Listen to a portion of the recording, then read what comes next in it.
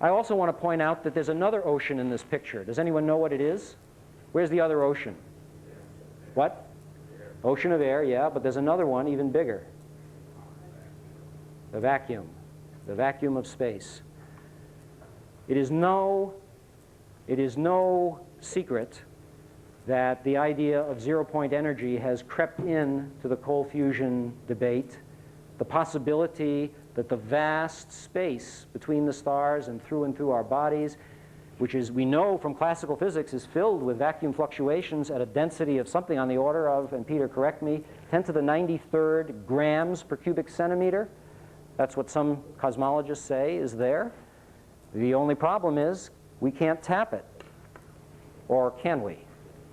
Is cold fusion partaking of that vast energy ocean? Well, some of you may be inclined to say that can't be. But I just want to refer you to one paper, Physical Review E, August 93, by Dr. Daniel Cole of IBM Corporation in Vermont, and Harold Putoff of the Institute for Advanced Study in Austin, Texas, extracting energy and heat from the vacuum. They have theoretically proved, and to the peer review standards of Physical Review E, that it is possible to extract vacuum energy. Whether this is technologically possible and whether it is happening in any cold fusion experiments today remains to be seen.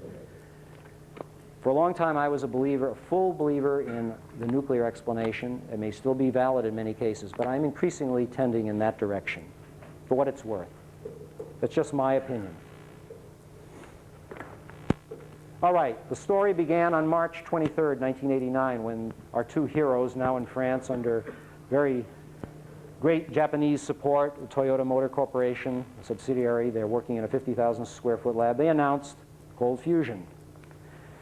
For those of you who have been on Mars for the last 6 years almost, they had a little cell, they had palladium cathode, platinum anode, and they had heavy water in it, and it was heavy water here, and it was in a bath, and they ran a current between the cathode and the anode, and they said, we get more heat out of this in this little calorimeter where you measure that temperature and you measure that temperature and you get a delta T and you figure out the difference between it operating with its magic, cold fusion, whatever that is, and with some kind of a control experiment. They were producing excess heat. They have never backed off that claim, ever.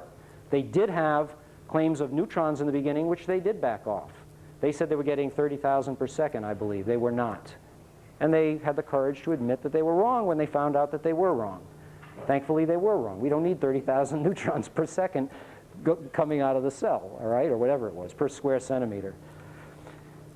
They also said they had tritium. And their tritium measurements weren't very good at the time, but lo and behold, others have found tritium.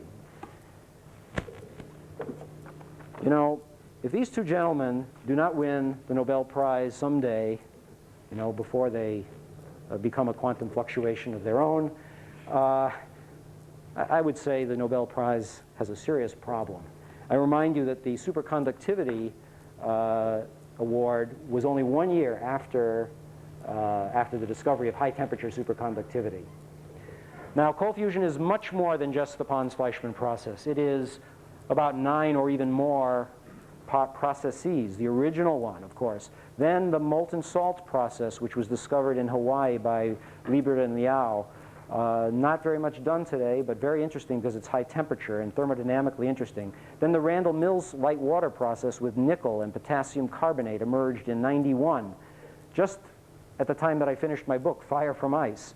Not time enough to include it in there, but the next edition, which I'm working on at the moment, which will have a different title, by the way, will have that and everything else in here. Glow discharge, low voltage discharge in hydrogen or deuterium gas. Ultrasonic activation. Many of you have seen on the back page of Cold Fusion Net notes that there is an ad for a device that you can buy today in a laboratory and demonstrate that you can melt palladium underwater and generate massive amounts of helium-4, sort of commensurate with the excess heat. They're also getting transmutations, by the way, which they have not announced. but it's an open secret that they've got them. Massive amounts of transmuted materials on the surface of the palladium. Ceramic proton conductors, which are, you might say, the solid-state version of cold fusion, no liquids involved, and these are running very hot now in Hokkaido. Professor Mizuno there, Biberian in France and California, and even Dennis Craven's in the United States.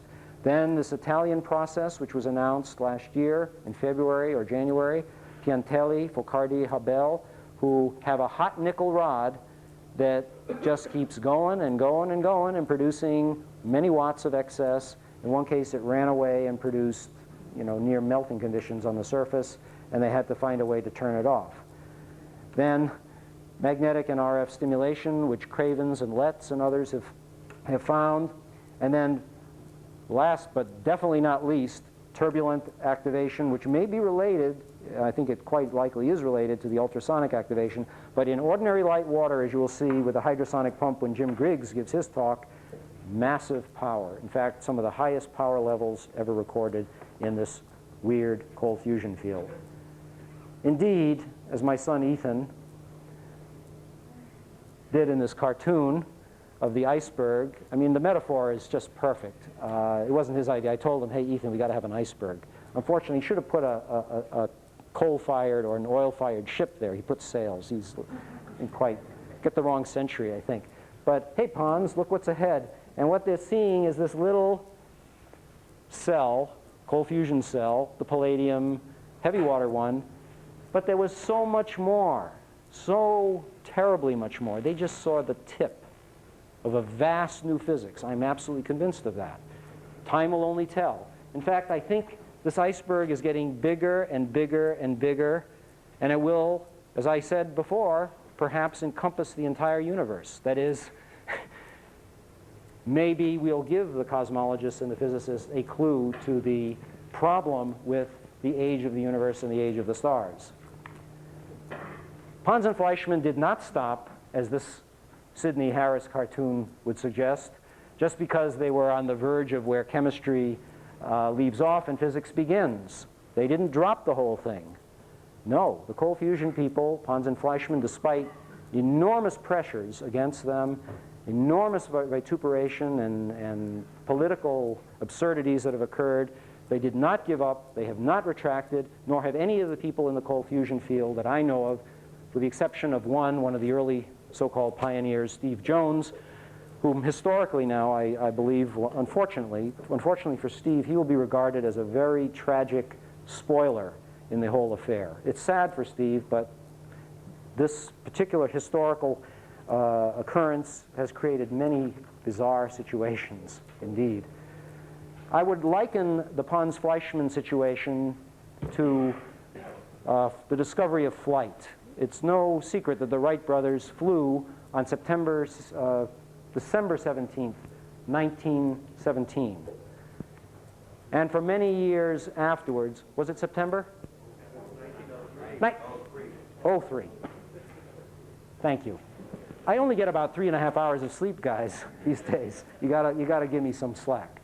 Okay, cut me some slack. My family can attest to that. My daughter says I hide in my little cave, and I do. Okay, there's a lot of work to do.